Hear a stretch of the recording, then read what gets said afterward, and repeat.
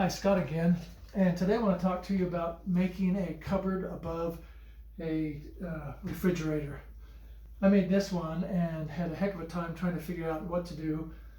Most times when you see cupboards like this, they have the back foot are unusable because nobody can reach back there.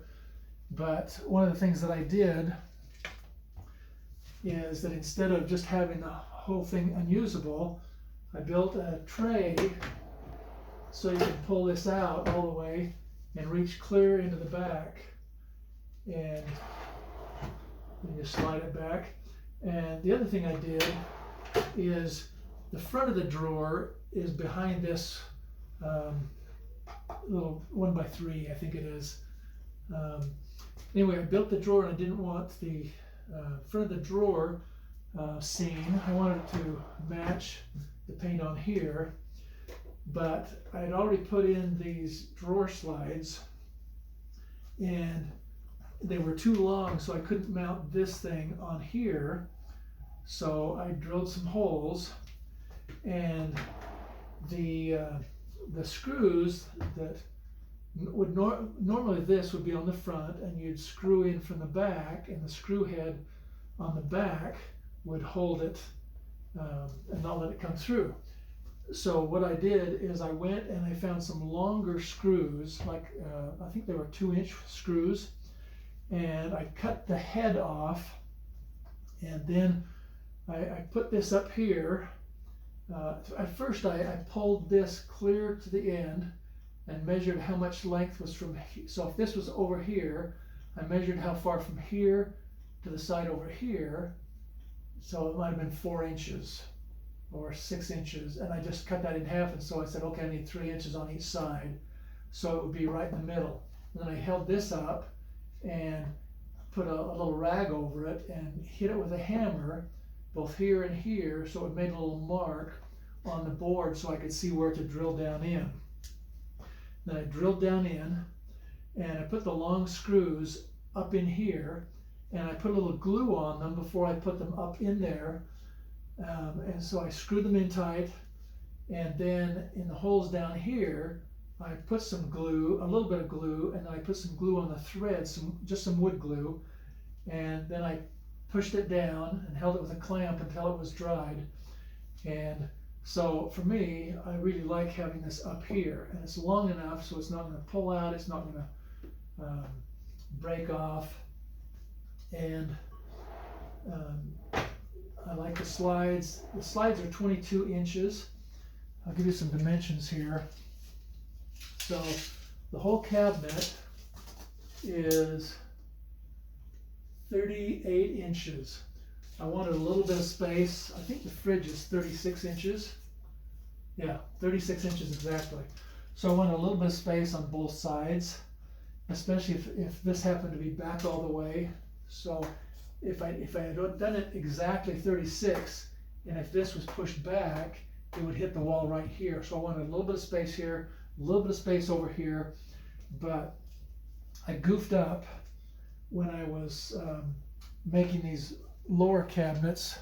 I don't know if you can see this. So these lower cabinets down here, I had, let's see. So this lower cabinet down here, this used to be 15 inches, and now I think it's about 10 inches. So I had to cut off that, and when I was estimating how far to come over, I made this one a little bit too, too wide.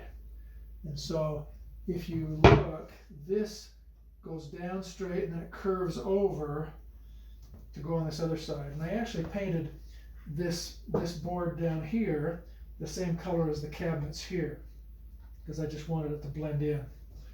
So I should have made the cabinet about ½ inch narrower, and or this one ½ inch narrower, and then this would have been straight up. But unless you're really looking at it, you really can't tell.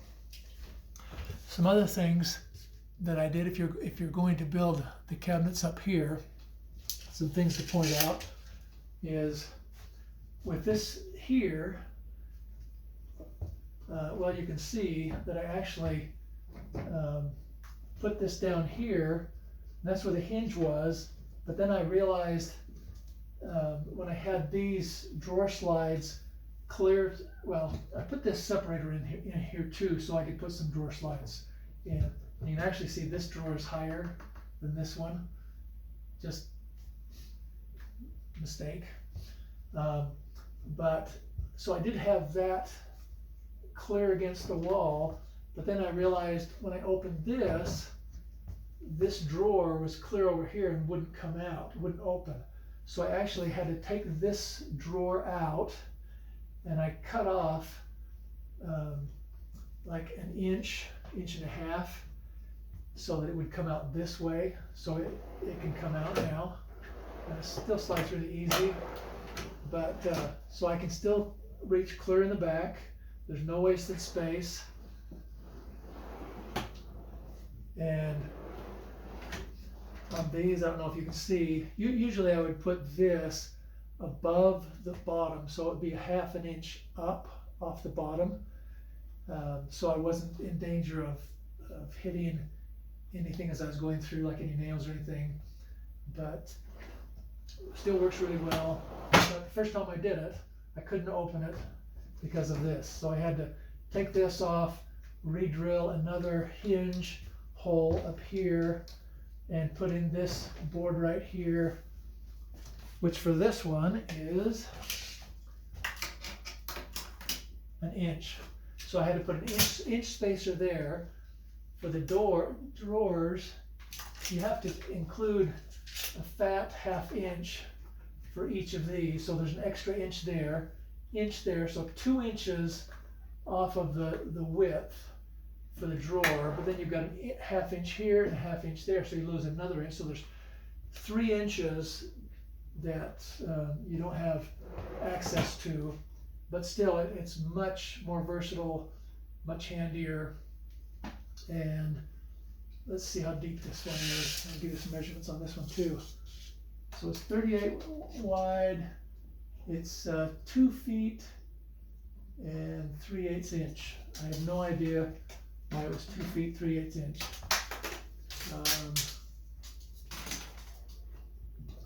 This is made of melamine. We wanted the shiny insides. So on the edge of the melamine, I put some banding, some edge banding, and painted it. And in here, I used a Craig jig, and I think I used standard, like a 6 or 7 inch board, and I'll put it here, and then put the jig up there and do it, and then I'll put the board over here and do the shelf holes up there. That was in case we wanted a shelf. I didn't want to have to do it after the fact. So it's there if we need them. If we don't ever use them, no big deal. And back in the back here, I've got a board that goes across the top, the whole length. And so I put that up. Let's see. Yeah, so this board actually only goes up and hits the back of this. You could put one in and put this all the way to the back, and then the other one, a short one, but I wanted one solid one. And so I made this shorter. I put in screws through the top here and in through the bottom. Let's see what else. And these hinges, oh, the other one, this is a 90-degree hinge, and so it has a soft close on it.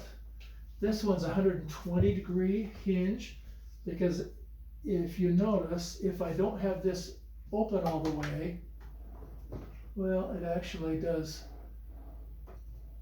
yeah, it makes it by 1/8 of an inch, but I wanted that totally out of the way so it wouldn't get scratched. So this one gets out of the way, but when I shut it, there's no soft close. I did put a soft close up here. It's one you just kind of put on. But if you're doing this, just realize that I had to use two different kinds of hinges, 90 degree, 120 degree, just to make the access easier. And it would have probably looked nicer if I would have had the same gap both places. I think what I did is I did this one first, and then when I came back around to doing this one, I decided I wanted a little lower, and I didn't really want to redo this one. So take that for what it's worth. The gap up here, right clear at the top, it was bigger up here than over here. It's about a ½ inch here, about 3/4 of an inch up here, right against the ceiling, because the ceiling wasn't straight across, it had sagged a little bit. And so what I did is I got a piece of ½ inch, what do you call it, poplar, and I marked ½ inch. Well, so the board is straight like this, and so I came in a ½ inch up here, 3/4 of an inch down here, and I just put that on the table saw and tried to go as straight as I could. And then it fit right in with just a little space in to put caulk in. And so I put the caulk in, and you don't even notice it. So anyway, oh, and on this, I hooked this to the cabinet. You'll notice the cabinet, well, I don't know if you can see that or not. Yeah, so the cabinet side is here, and I hooked that in with 3 screws, 4 screws in the front. I think they were inch and 1/4. Maybe it was 1 5/8, and 4 in the back. I wanted it really sturdy.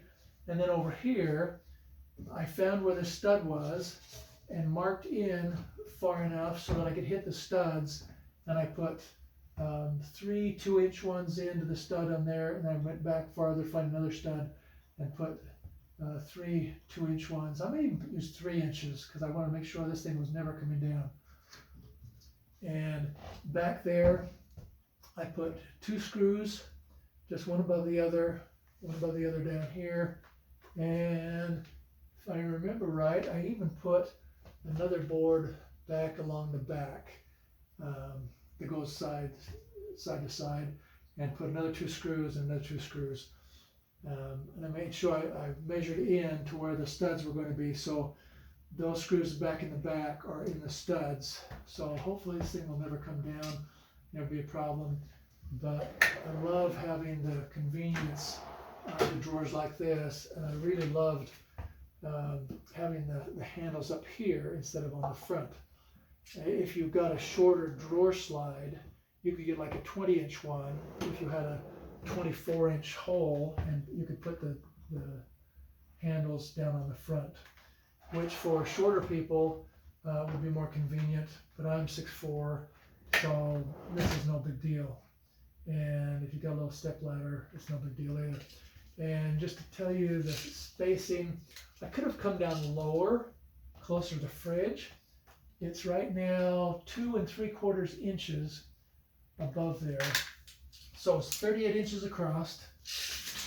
And let's see if I can find, okay, there we go. So it's 20 inches tall, 38 inches across. And I don't think I actually got, okay, this one is about 17 7/8. And this one, the opening is 17 7/8. Okay, so I got that right in the middle, which helped doing the doors. And you can see there's a little bit bigger gap down here than up there, but all of these hinges have 2 adjustment screws that will let you turn them this way and that way, and tweak them this way and that way. So you can really adjust them until they fit. And hope that helps. See if I did anything else. I think that's all on this. Anyway, give me a like and a subscribe.